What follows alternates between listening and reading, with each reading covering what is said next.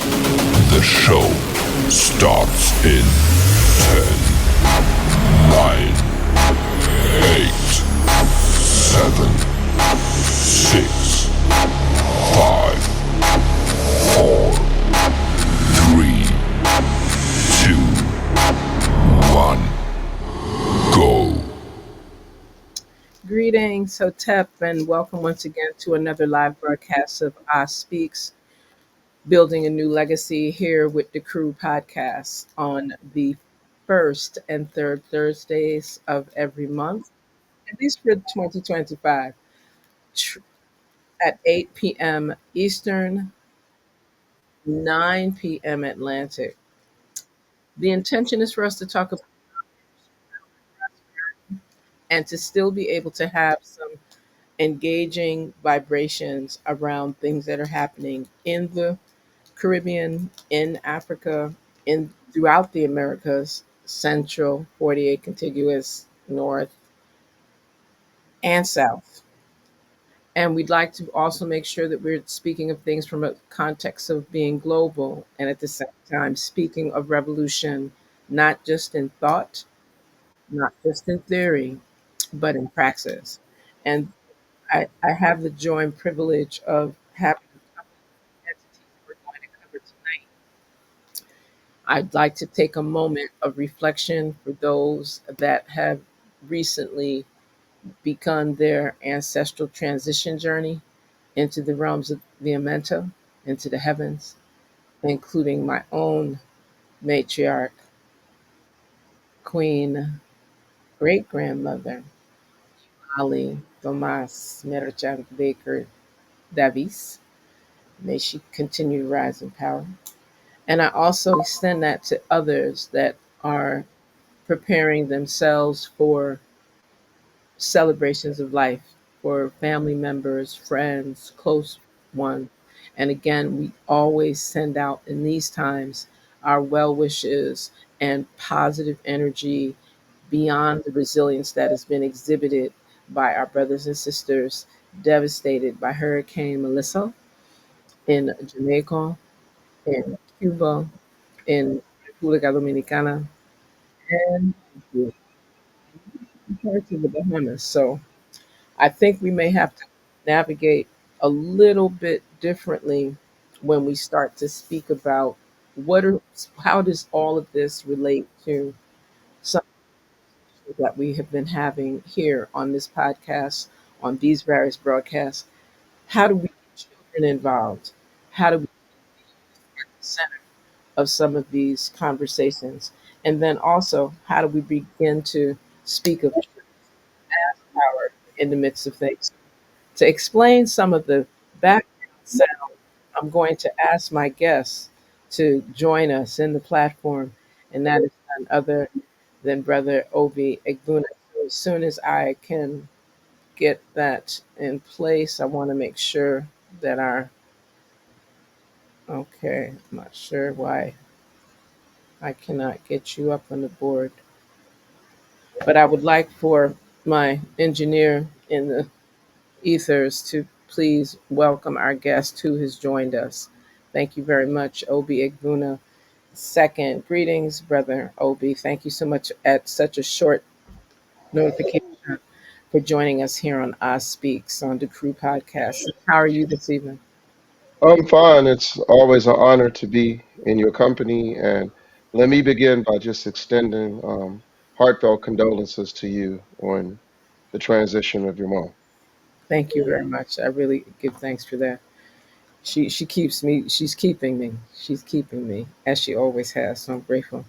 I'm really excited because there were so many things that you keep doing. I think just you spend a lot of time with children. You spend a lot of time teaching children in a very pragmatic, kinesthetic way.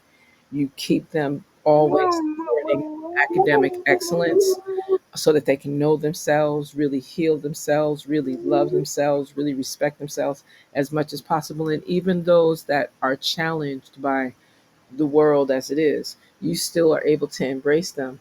and strengthen their ability to truly be the spark of any revolution, the spark of change. So I'd like for you, one of the, it's not that I want you to talk about a number of things, but I'd like us to start with the activity that took place at Howard University recently.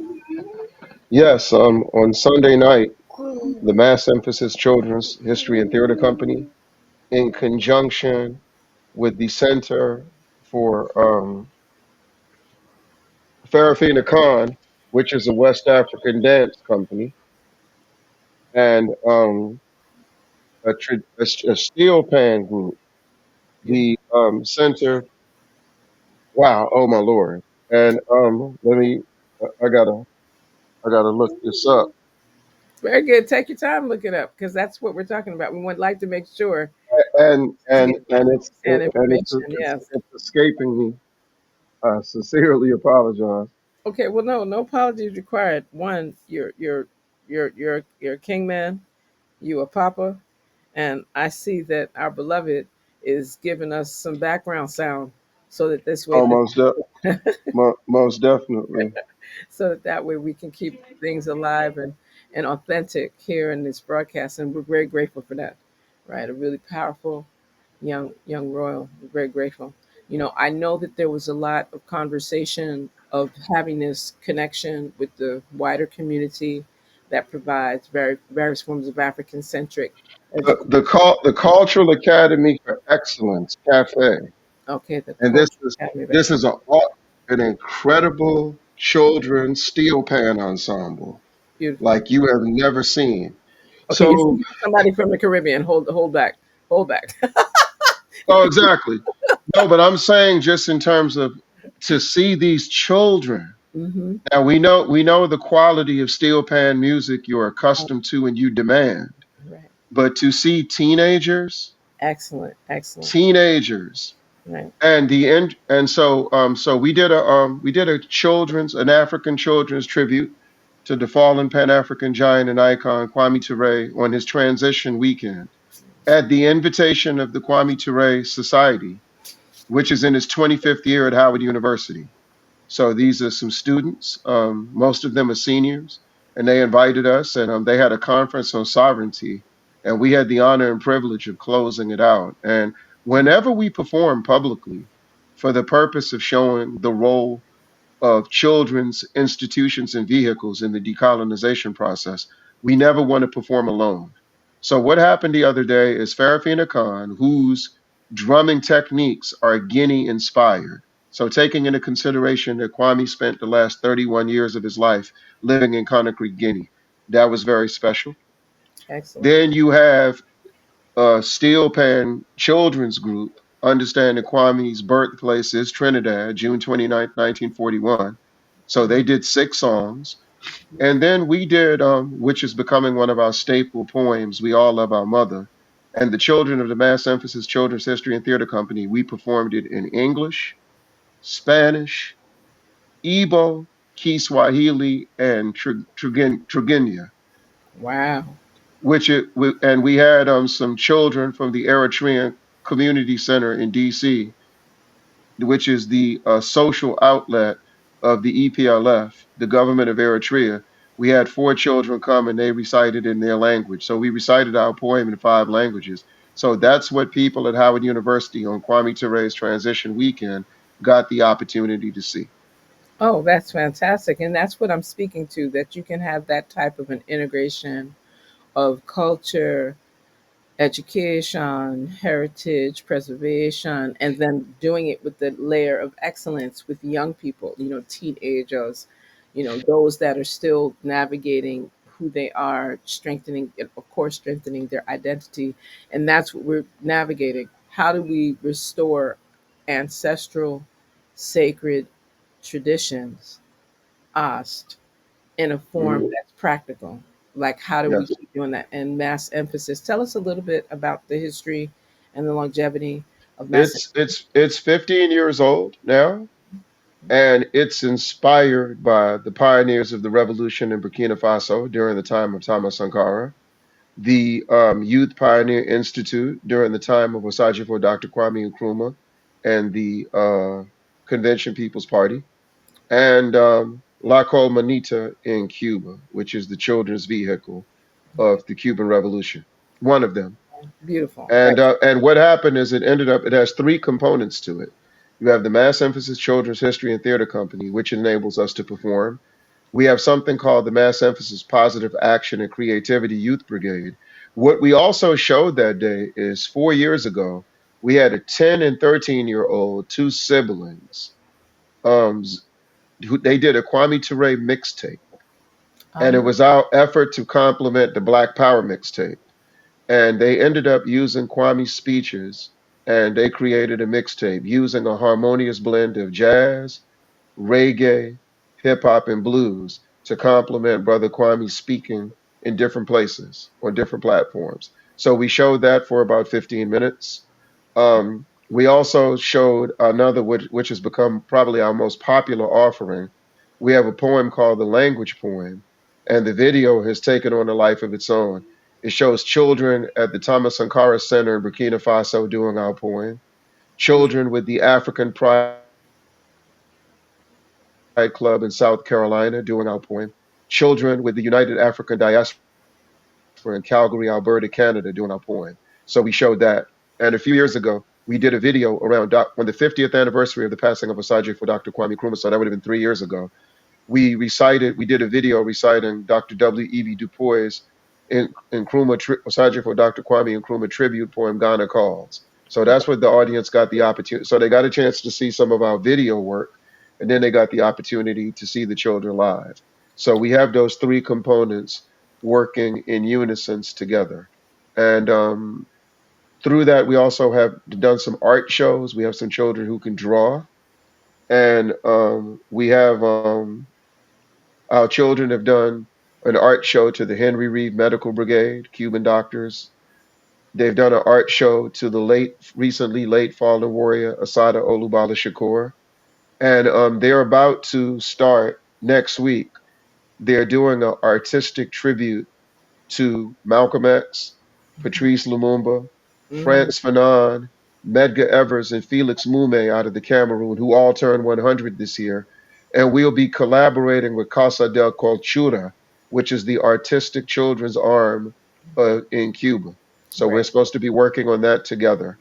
So that's just what we've been up to in the last couple of months. Right. Well, I'm really excited about all of the different ways that you've been able to get these young people involved, and I'm looking forward to seeing. And I love that you have it so it's global, it's regional, yes, it's national, yes, but you've made it international and really just far-reaching. And I'm sure that once more young people and persons that are into the creative arts see more of the work that's being done by Mass Emphasis on all the different layers and iterations, they'll be more involved in the educational piece because by the those regular, I'll just call them, freedom Saturday school type activities, that's where they get the content, they get the knowledge, they get Oh, and and we also have a partnership with Theater of the Oppressed right there in the Virgin Islands. Shout out to my sister Saida right, Carter. right, right. Yes, And it's a powerful who who we thank you for introducing us to when we had the honor of doing the opening address for the Caribbean Studies Association's conference a couple of years ago. Wow, how time flies! I So know it's a so lot. we were happy, and that was one of the highlights of being down there was to have a real meeting of the minds with somebody of Saida's caliber, and we started working together immediately, and we're going to be collaborating for sure moving forward.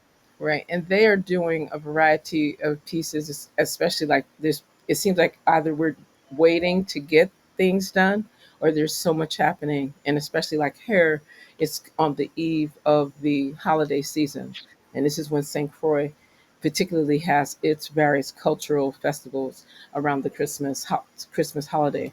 Right. And it, it's just so much between pageantry and concerts and more pageantry and concerts, and of course parades.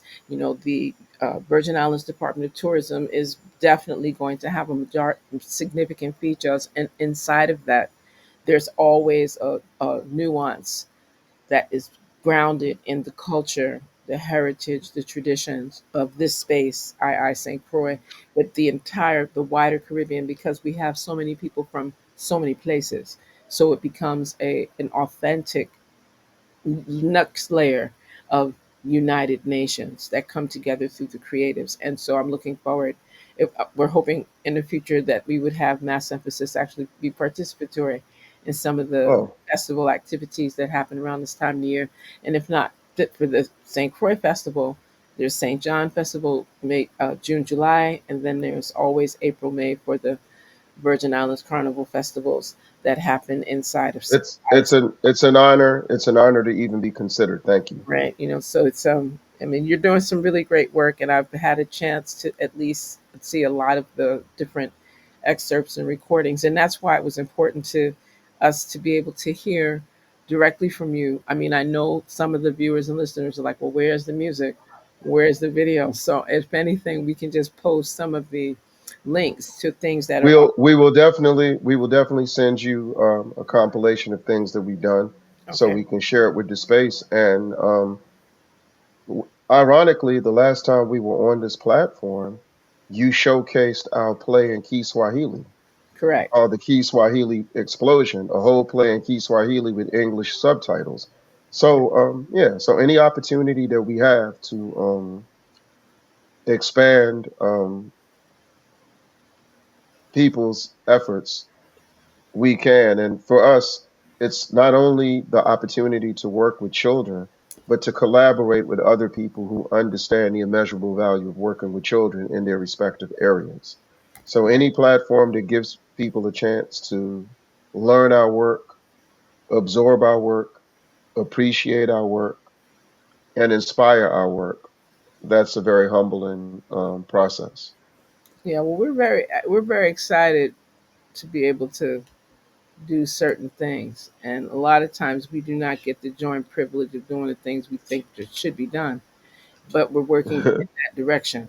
And I think that Hmm. that's part of our, that's part of our, yeah, that's definitely part of our MO right now, is that we're Yes. working towards being able, how do we continue to do these types of activities, do these kinds of programs, engage, and again, have them properly supported, because that's one of the things that we've always had an issue with is having. May I please share like a historical anecdote that Let's do that. in relationship to Kwame?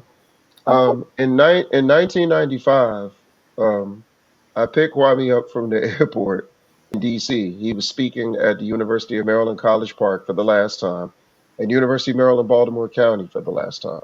And this is before he realized that he had contracted prostate cancer. So we're playing in the car a tape. This is how long ago it was. It was a cassette, and it was Santana doing an homage to Olatunji from the 1964 Drums of Passion album. Mhm. And Kwame's like in the back seat, who's that trying to do Olatunji's song? And I said Santana. So he goes on, he says, oh, you got to return to the source. Like Cabral teaches us, that's Olatunji. And I started laughing. He said, would you disagree? I said I had both tapes on the dresser, but wanted to be on time to get you. So I left the other one. So I actually have that tape. One of my hobbies is I collect music. Mhm. So he says, oh yeah, because gotta tell you, young blood, the what we're trying to do in the political arena, the artists are ahead of us light years, and Absolutely. they're doing it. And we're trying to catch up with them. So anytime we have an opportunity to recognize their efforts, we must. And I said, I agree with you. So we keep driving for like 10 minutes later. So 10 minutes later, he smacks me real hard on my shoulder. And I said, why you hit me on my shoulder? He said, oh, I have to humble myself. I'm sitting here telling you this. Your father was light years ahead of us. Mhm. He Mhm. was doing that when we were babies and struggled. That's right. So then he says, so when you gonna get serious? It's in your blood. When are you gonna pick that up? And at the time, I'm 25 years old. And so I'm not, and so I'm in my fifth year of frontline service.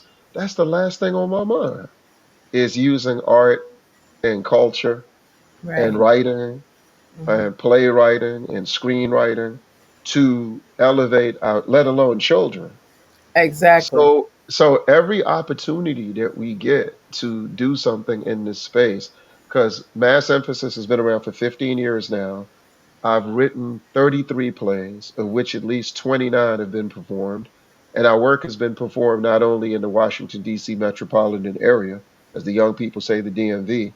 Our work has been done in the Democratic Republic of the Congo. Our work has been done in Burkina Faso. And our work has been done in Haiti.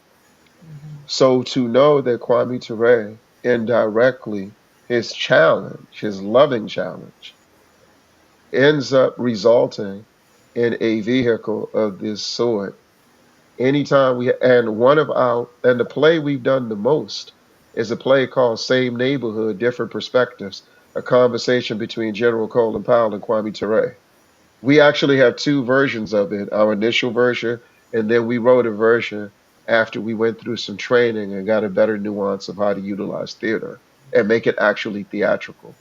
That, So just knowing his role in this process, I reflect on it often, and all I can do is smile. So I wanted to share that with the audience. I hope that was fitting. yeah, I think that's quite fitting. I mean, we're still in the month of November, so there's a lot of observances honoring Baba Kwame Ture Mhm. and his legacy, and also looking into the fullness of how do we take all of that we learned from him, his words, his that whole tenor to how he engaged in revolutionary struggle and bring it to the Yes, forefront. What exactly. we pull from, you've mentioned some powerhouses. When you're mentioning Thomas Sankara, we can, now clearly speak of Ibrahim Traore in 2025 and others. When we And to know that we are working with a children's center that a 25, 26-year-old named M. Richardson launched off the ground that has been so successful and so received in Burkina Faso, but because of the Sahel Alliance, earlier this year, they opened their second center in Niger. So to know that we have a partnership with them, to know we have a partnership with Theater of the Oppressed in the Virgin Islands, to know we have a partnership, we're developing a partnership with Casa del Cultura and La Colmanita in Cuba, to know that right, our work is, and we did a play a few years ago called Y'all Understand What I'm Saying, and it was a tribute to Paul Robeson. And we used one of our poems as the backdrop for the play. The poem was performed in 14 languages. that sounds Mende about and Sarah, like Robeson, though. right, exactly. So a young sister did it in Norwegian. Two of my students did it in Portuguese, Spanish. One of my students, Zaire Mohammed, did it in Mandarin.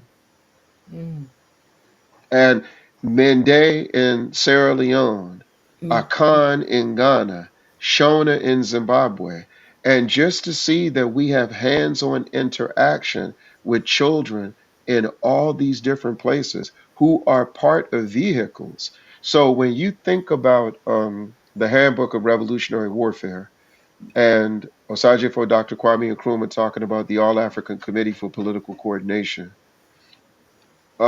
and to see that you have these children's vehicles that are so difficult to maintain once you establish them, as you know as an organizer, and to see that we have these functional relationships and we're collaborating every opportunity we get. No Mm. competition, collaboration. So it has that United Front character, it has that revolutionary Pan African character, everything we could ever want it to be if we were putting it down on paper, if we were having theoretical discussions about it. That one. And not just conferences. I do remember that conversation as well, that we're doing something that extends beyond conferences or even congresses or Yeah, workshops, seminars. right, The right. intention, not that those things are not functional, they have a place. However, as we're moving, I should say, in addition to, as we move beyond 2025 and go into Yes. spaces where we can have more pragmatic, And Dr. Chen, I feel like I'm cheating. great. I'm gonna be honest with you. I'm starting to feel like I'm cheating. And what I mean by that is when I'm in those spaces, and you know our favorite part of those spaces. Well, what we need to do. And when you know that you're doing it every day and you're reaching people all over, and the response is what it is, but there are people saying we need to do that. Hmm. I feel like I'm cheating. I feel like we have this unbelievable advantage and just having the opportunity to expand on it all the time because we're not satisfied. Every Yeah, time we make a breakthrough, we're looking for the next breakthrough, correct. always working, always probing, always searching. So, I love it. That's one thing. I love your ability to move. You and Mukasa Dada, in terms of people who I work with directly, your ability to move around.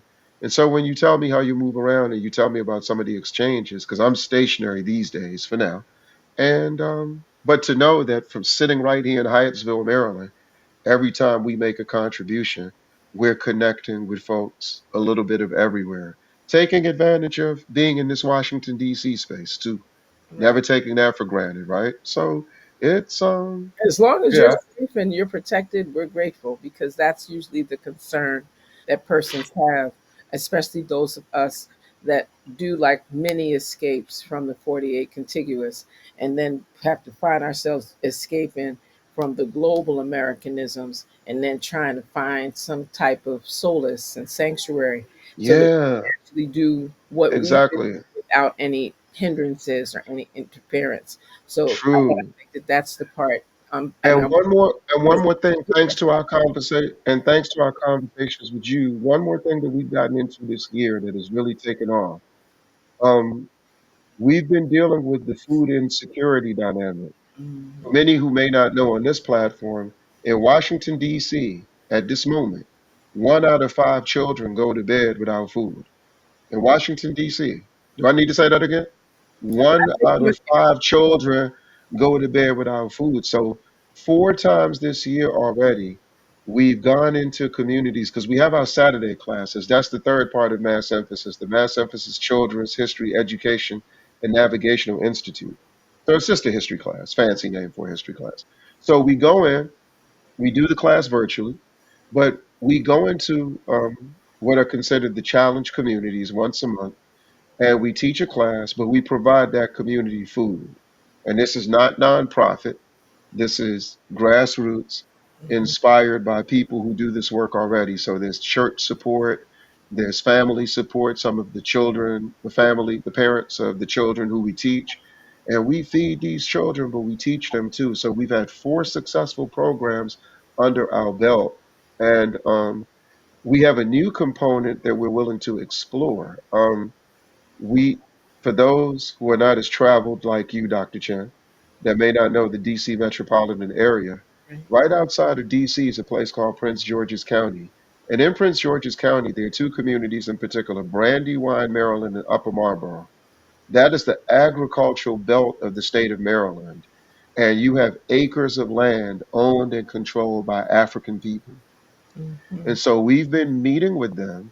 So we're talking about this summer launching a project where we take children out of the most challenged communities, teach them how to build bat houses. Because for those of you who know agriculture, That's right. bats eat That dog. 1,000 mosquitoes an hour. So you protect the fertilizers. They're going to learn how to use tractors, the 3 type of tractors that you mostly use in the agricultural space. So we're talking about collaborating with projects in the different agricultural based HBCUs, but we want to connect with the agricultural department at UVI, where you are, because we Mhm. know they're doing some children's work. We're looking at children in Venezuela, children in the Sahel region, children in the SADC region of Africa, children in Guinea Bissau.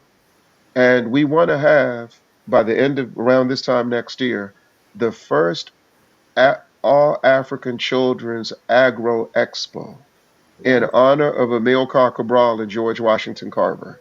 So that came out of our efforts just going into the community, feeding the babies, feeding their minds and their bodies simultaneously.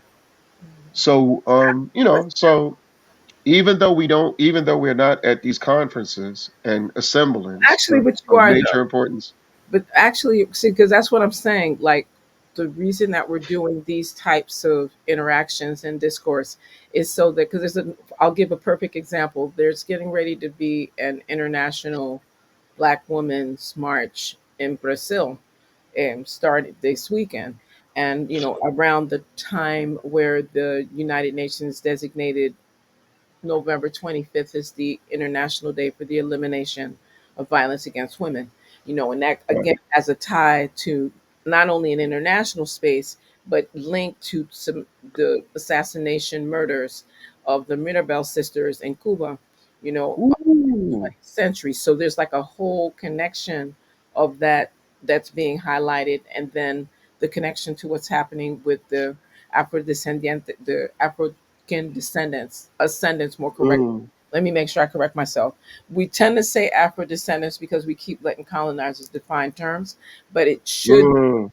proactive in that we're speaking of African ascendants because we're rising, right? Yeah. And Yes. that's kind of what's taking place in Brazil, and it's bringing very progressive sisters from around the globe. Are And you going? I was invited, but because of my recent shift, I'm not going to be able to attend. Because if I went, I could only stay for like a day. Right now, And I don't. Right, you're in contact with the organizers, being the incredible absolutely. networker that you are. Okay, so let me just you and Dr. Chen is so humble. Don't let her fool you guys.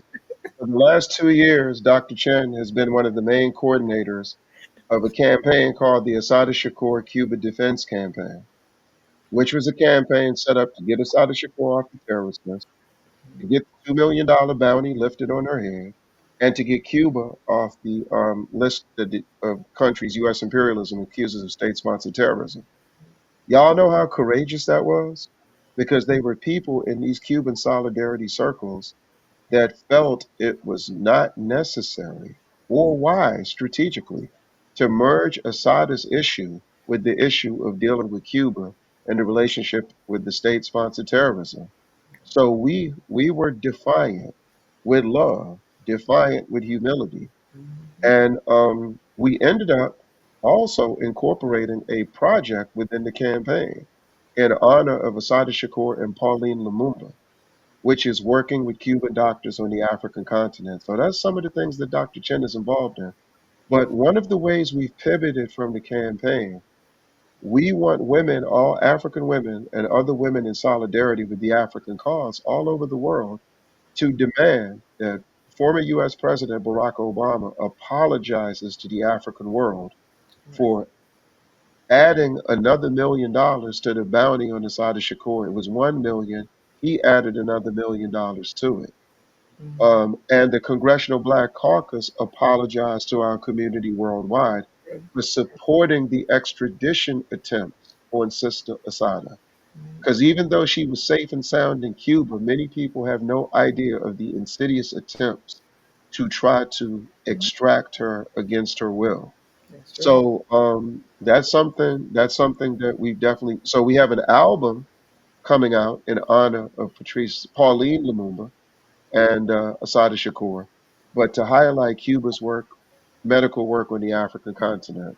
So that album is supposed to be ready around March. So for all you artists out there that understand the two aspects of our music, of resistance, music with a message and music with a cause, Right. we would love you to be involved in that. Right. Because there's some artists that And out the plan children of mass emphasis. to come.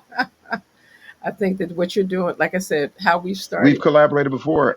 Yes. Right. I'm looking forward. I'm Yeah. looking forward. I And think that's and going our to children and the children of mass emphasis, guess what they did? Remember, Dr. Chen emceed the press conference.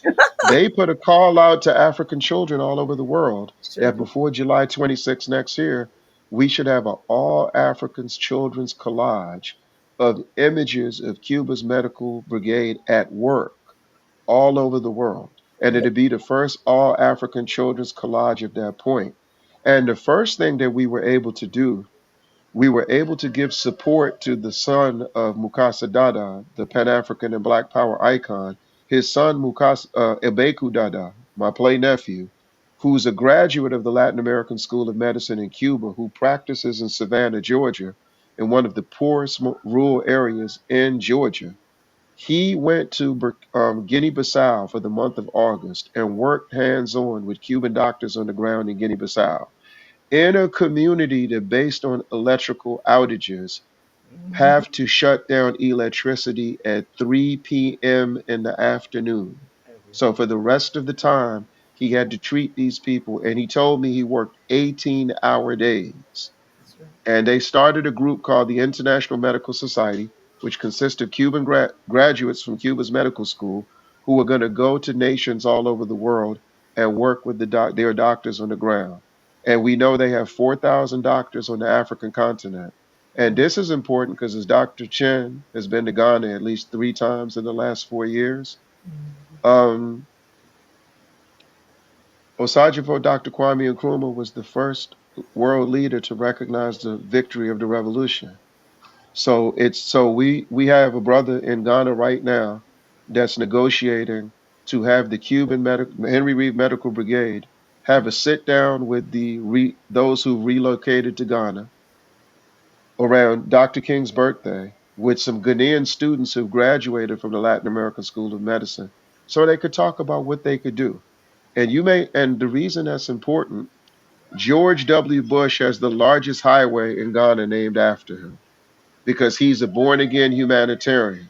And remember, for many of you, the same insults you were hurling at President Trump were those same insults, those same adjectives, those same adverbs, those same nouns. You were using those to label President Bush 20 years ago. And he set up a foundation, and according to on record, he's claiming to have tested more African women for breast and cervical cancer than any foundation that has made Africa their focus. Mhm. So the fact that the United States Agency for International Development died, deservingly so, this gives us the opportunity to have a project where we are invested in Africa's future at a time when, from 2010 to 2038, the World Health Organization said 57 million people on Earth would perish by non communicable diseases. For those of you who aren't familiar with medicine, like us, but that's diabetes, that's strokes, that's cancer, that's heart attacks. They have now surpassed AIDS, cholera, and malaria as the number one killer of the human being.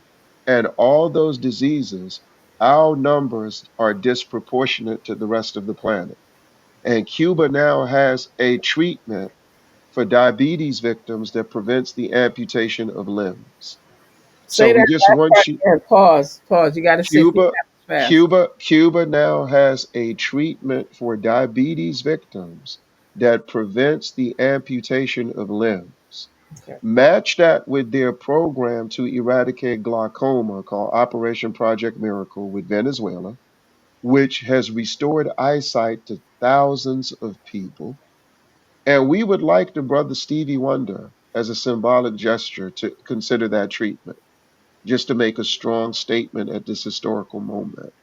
Mm. So these are, and then, of course, during the corona pandemic, they were the only nation in the Americas to create a vaccine institute, the Finlay Vaccine Institute, where they created three vaccinations and another one that dealt with nasal. And understanding that they're the only nation in the Americas where green medicine is part of the national health policy, Right. Because they do you, all put mitochondria yeah, in their exactly. right. And I want to thank you and Sister Rhoda for pushing CSA to develop a memorandum of understanding with Cuba, which are the type of things that make this work that we're talking about possible. The vehicles we already have in place. And thank you so much for getting us on Ambassador David Comasong's radar. It's a Right. very valuable contact to have. He's always very not only supportive but encouraging Definitely. and inspiring. Definitely So yeah, so just passionate. looking at all this work, just looking at all this work. So I miss the road, to be honest, but when you're traveling like you're traveling, I feel represented. When Okay. Mukasa's traveling like he's That's, traveling, I feel represented. Because for me, it's at been this that particular point, all our lives. Like literally. so I'm just feeling at this particular point, my role individually for this collective struggle is to develop the projects that are the most adequate follow-up to these assemblies that we're having, because we have to make assemblies a weapon like they were before.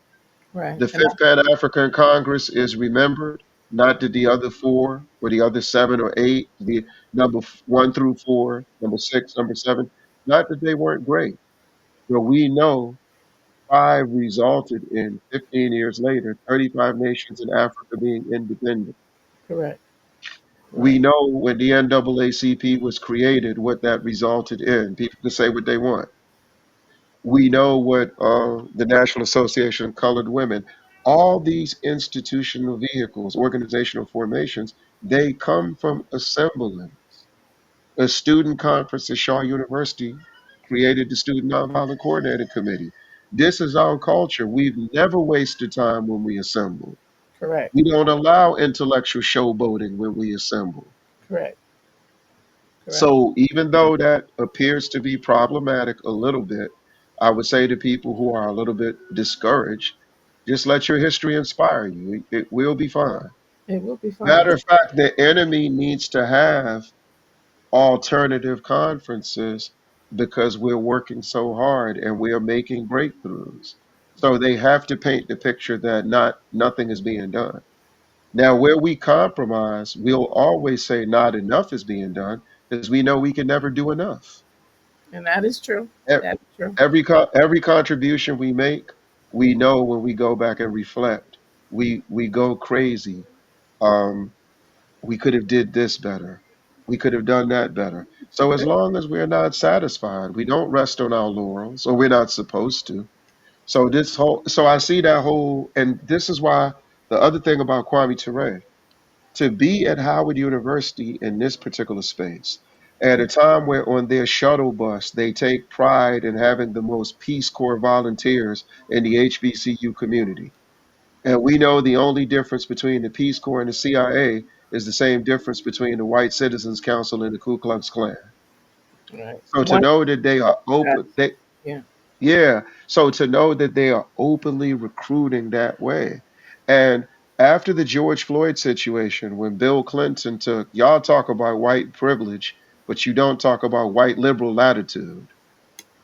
Mhm. And when he took white liberal latitude and decided to insult Brother Kwame at John Lewis's funeral, Yes.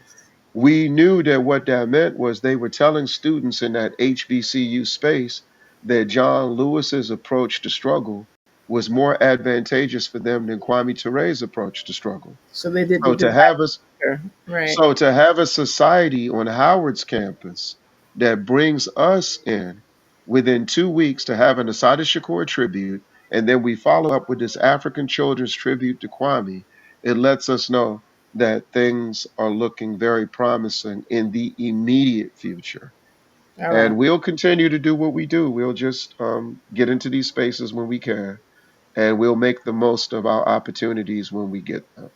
Right. Well, I just wanted to add a linkage to several things that you said in terms of, the types of gatherings that persons are having, the historiography, in terms of how there's more organizing happening. Many people may not know, and then all the different layers that mass emphasis, the various efforts that are being done.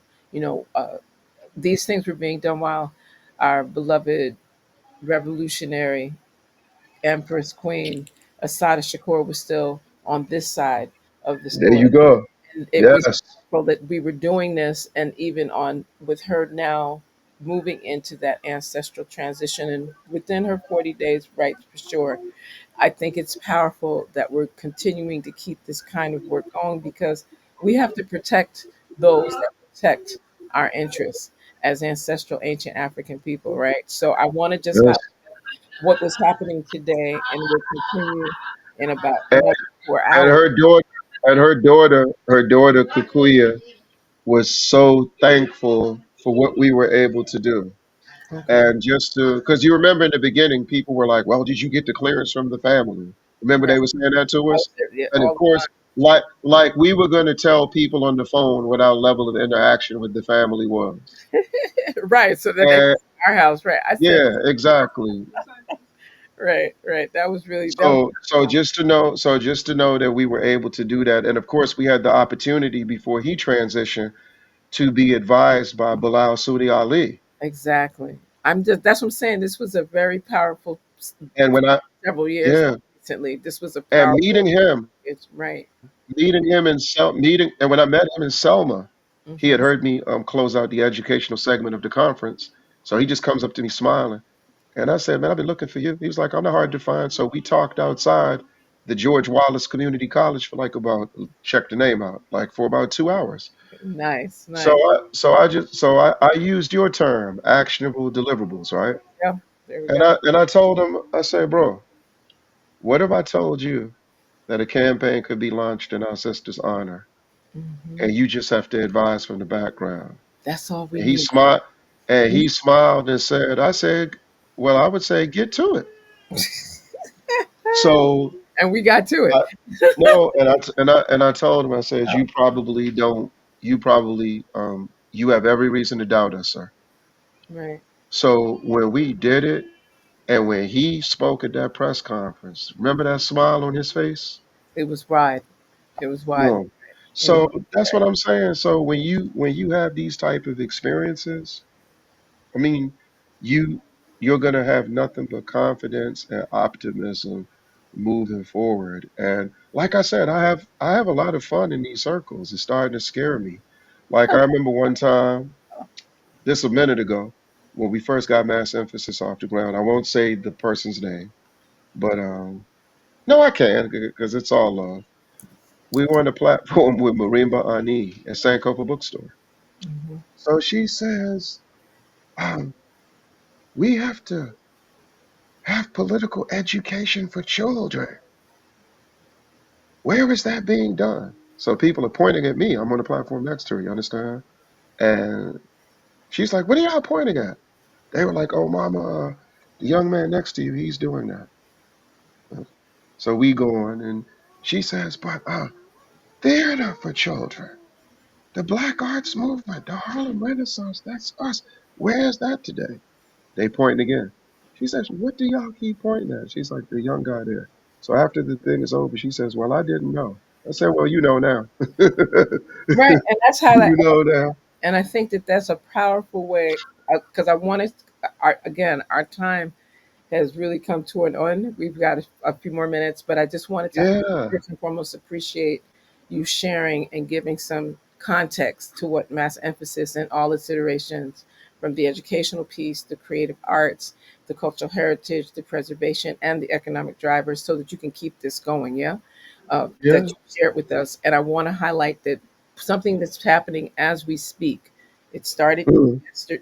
yesterday. Well, today and is moving into tomorrow, is the seventh annual Pan African Diaspora Conference that's being convened in Arusha, in Tanzania, as we speak. And so this morning Uh, at 2 o'clock our time, let's see, 1 o'clock Eastern time, to 9 o'clock Tanzanian time, I had the privilege to be able to be part of a platform that was speaking to the different programs, the projects that are in place to not only deal with reparations through the lens of the theoretical space, but what are the current actionable deliverables that are being implemented, with really good engagement and outcomes to address reparative mm. justice, I the love it. institution of artifacts. And it was powerful because on the panel, at least the one that I had the joy and privilege of being on, it focused on the repatriation of not only human remains that were stolen by colonizers and their allies, but by the ancestral sacred treasures and what people like to call Mm. artifacts that we know that Yeah. are belongings that actually stripped the sovereignty of many of our people in the African continent and other spaces. So Wow. just Oh want to my God.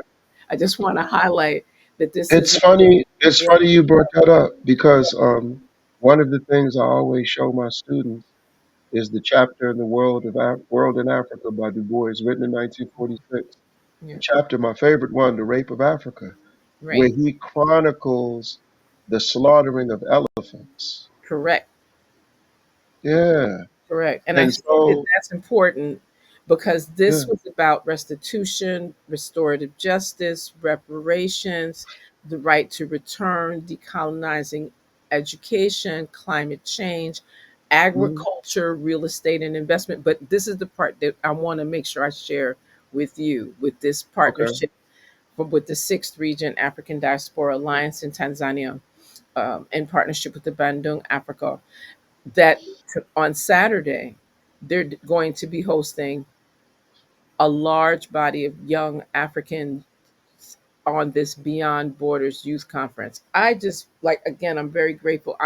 I have to give my thanks and deep appreciation to Nana Abina James of the Sixth Region African Diaspora Alliance in Tanzania, who's also Okay. our on with boots on the ground in Tanzania and definitely producing all kinds of actionable deliverables. You got to connect us It's though. your- Oh well, no, you already connected. You already know that. Yeah, that's why I'm saying Mhm. that this is something that Okay. is in process, and I know that these connections. Yeah.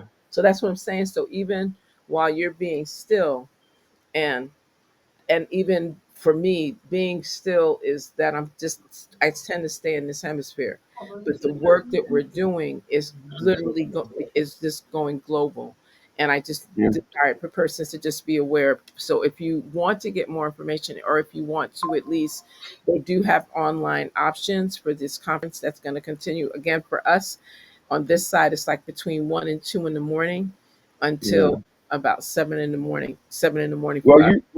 we've heard from people like you. We'll follow up after it's over. That's the most Exactly, important thing. exactly, Because exactly. yeah, And I thought yeah. it was just really Because powerful. it's hard. People underestimate how difficult it is to really have a strategic meeting on the sidelines of these conferences. Right, It's right, not easy because people have their agendas. They have people that they want to see, especially if they're meeting you by accident. You're going there looking to meet certain people. So right, sometimes that's not the best scenario, but people realize after the fact when you follow up with them that you're serious about not only what you're serious about, but you have a genuine appreciation for what they bring to the table. right. Well, I think it's important that I also highlight that our sister is an East African coordinator for the Okay. UNIA ACLRC 2020, Oh, in addition to a okay. long list, serving as the chairperson of the sixth region TZ, Love working all with that. the SRDC as an African lead facilitator, working with the Africa USA Chamber of Commerce, working with Oh the wow, African okay. Diaspora 126 Plus, and, So working it's with the the inevitable. It's the right, inevitable that we'll get together and make the most of it exactly, when we get together. So yeah. exactly. So So that's thank the you. piece I So want thank you so to. much for this opportunity Yeah, well, tonight. Thank you. it's It's been a blessing. it's been a joy. It's been a privilege. And again, like I Because said, people don't know how often like we communicate with each other. So oh, for the sure public not is getting the opportunity to just get a taste of our interaction on a regular basis. on a regular And basis. it's not only some of the most meaningful interaction I'm having at this particular historical moment, but it's some of the most meaningful interaction I've had in my 35 years of involvement. So thank you so And we're much for that. grateful. Well, Really thank you for appreciate it. just being receptive and for always bringing truth as power, not just to Yeah, power, but truth as power. And then the level I of like that. organization work that you do is just Yeah. it's stellar. So it helps. It's like iron sharpens iron. It's really a Yes. good. It's a good engagement, and so I'm very grateful I in that regard. I appreciate it. Now, Right. just where those of you in the Caribbean, we just know that we hope you're lucky to know what caliber of human resource you have in Dr. ChenziRa. So y'all take care. Long live the African child. Long live the African child. And again, we really want to Yes. thank those listeners, viewers that have joined us on this podcast of AST Speaks, Building a New Legacy. That's part of the Crew Podcast programming that is Hmm. 8 p.m. every day. I think that there's going to be some shifts as they move into the next season in 2026. So between now and the end of this year, there's going to be some other engaging broadcasts. We really do hope that persons will really tune in. I mean, we have a couple of other, I may have a bonus show here or there before December 31st. And I'm working out some of those dates because right this moment, I'm not remembering all of those dates, but I know that my regular pieces will be on December 4th and December 18th. And then there'll be some other bonus dates that I will be able to broadcast. Persons that want to get in touch can either email me at AST Speaks, that's AST SPEAKS at gmail.com, or you can just look for ChenziRa Kahina, whether it's an Instagram or Facebook. I don't really use X for obvious reasons. And then you can also go to the YouTube page and just look for AST Speaks, AST SPEAKS at Yahoo. Listen to me at YouTube, right? So that you'll be able to get some updates on some of the things that we're doing. And there's a lot more to share because there's so much that's going on. Even right here in St. Croix, we've got the Black Heritage Tree Project that's going to have a feature event at one of our largest baobab trees, and just having people share narratives and holding space and minimizing the erasure of our literature, of our narratives, of our history, of our culture, of our traditions in these spaces. So we have a lot that's going to be shared in the very near future. So with that, we say land is our foundation, spiritual harmony unifies us, and we know that you are part of that house of life that really brings truth as power in our practical work. What are the actionable deliverables that you'll get to speak about the next time we speak in reason? I'd like you to think about that. Remember to stay true to yourself. Remember, it's good to know yourself, respect yourself, and love yourself, and do something good for someone in your space, in your community, in your nation, and for humanity. Reparations, now. Repatriation, now. Restitution, now. We free. Give thanks and have a blessed evening.